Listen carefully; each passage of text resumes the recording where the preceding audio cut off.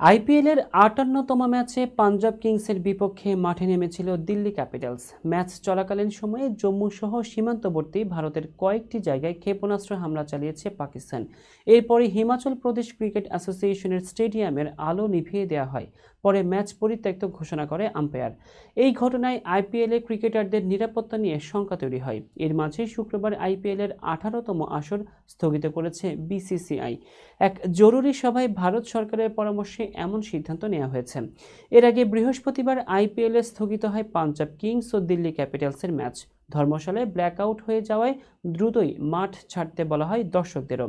এখানেই শেষ নয়, দুই দলের ক্রিকেটার, কোচিং স্টাফ, সম্প্রচার কর্মী সহ সংশ্লিষ্টদের নিরাপদে সরিয়ে আনা নিয়েও দেখা যায় বিপত্তি।